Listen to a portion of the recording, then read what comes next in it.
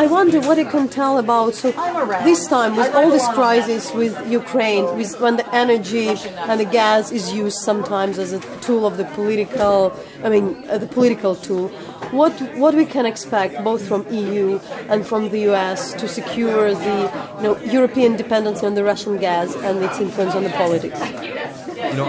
I think that we need to think about what it means when we talk about energy security in Europe. My own take on it is that the 4 or 5 most pertinent issues when it comes to energy security are that Europe should be worried about is mainly the way contracts are structured with Russia. For one thing, destination clauses, take-or-pay provisions, the oil indexing, and uncompetitive or non-competitive pricing levels. I think those are some of the main concerns that Europe should have. And then number 5 would be the potential for cutoffs. Because if we look historically, if we look at what has actually happened also in previous crises, there have been very few cutoffs in the whole energy relationship that Europe has had with Russia. And I think that one of the reasons for that is because Russia needs to export energy to Europe. It's important for their economy, but it's also the most important export market for them. They don't have many other options.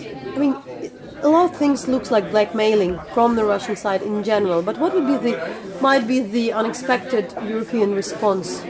And there would be effective European response. Well, I think we're about to see a pretty big response, but that's actually been a case that has been developing for years. It's not something that is really relevant to the current crisis, and that is an antitrust case against Gazprom that's been brought by the EU Commission.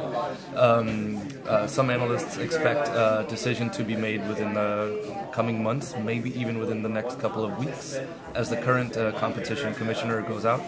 Is about to leave. That could have a huge effect, actually, on the energy relationship between the EU and Gazprom. There could be a huge fine involved, and Gazprom may also have to change some of their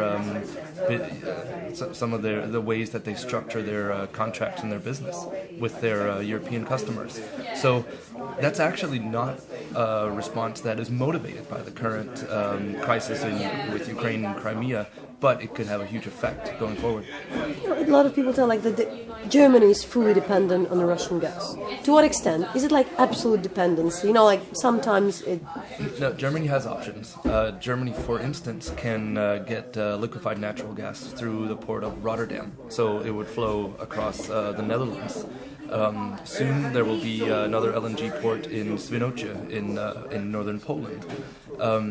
So Germany does have options, and I think one of the most reliable pipelines for delivery of Russian gas in Europe is Nord Stream. There has never, to my knowledge, there has never been a cutoff. It's not even fully utilized. They could actually deliver more through Nord Stream. In fact, some people are talking about enhancing sort of the north-south corridor in Europe rather than southern corridor, which has been talked about for many years now. Simply because Germany has such a strong economic relationship with Russia. Russians are not about to pick an economic fight with Germany. And that could, if the EU manages to create better interconnectors, if they manage to get the right infrastructure in place, we could actually theoretically think about more Russian gas delivered through Germany and then to destinations further across Europe from there. What are the weak points in these politics? Talking about a particular country, the most dependent, and how the issue can be sorted out in a realistic way. I think, there are a number of countries that have a 100% dependency on Russian gas, but that statistic is a little bit difficult to deal with because, for example, here in the Baltic countries, some countries just have such low volumes, and they actually do have the opportunity to use other means, be it coal or renewable energy, electricity. So the fact that they're 100% dependent on Russian gas isn't as bad as it actually sounds. There are other countries that have a very high dependency that don't have as many options. Hungary is one and Bulgaria is another one. So those countries may have a lower dependency. They might not be 100% dependent on Russian gas, but they don't have as many options.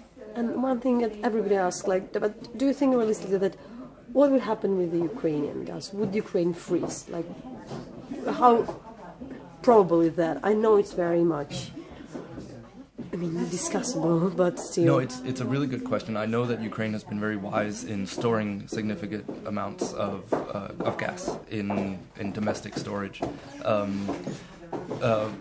I think one thing that hasn't been discussed as much, which is it's not a near-term thing, but in the medium to longer term, I think investments in energy efficiency and investments in renewable energy would really change the situation for Ukraine. And it would be really like the request from the Ukrainian side, you know, what would be possible with the cooperation of this European to protect this? What would be the, you know, the thing to do? There are actually already countries that are working with the Ukrainian government to look at options. For example, to increase the level of waste-to-energy production, increase renewables, increase energy efficiency. And, you know, some of these are very competitive technologies today. I mean, wind energy is competing directly with coal in many of the countries in Northern Europe. And wind is now cheaper than coal in Denmark, Sweden, some places in Finland as well. That's a big deal if countries manage to utilize more renewable energy. In Denmark's case, it's actually, I believe it was 41% of power generated the first 6 months of 2014 was from renewable energy. That's a domestic resource, and a clean one too, but a domestic one. So when we think about energy security, we should also really be thinking about renewable energy. And what is happening with the Russia-China gas deals? It's a good question. There's not, neither side is willing to share very much information. They've made a governmental agreement, as far as I've been able to see in the press, about a pipeline being built from Siberia to China, but no one knows the real volumes and the pricing levels. Most analysts believe that contracts will be structured, though, on China's premises and not Russian. So I heard a very smart analyst recently say, you know, this is actually not a show of strength for Russia, it's a show of weakness.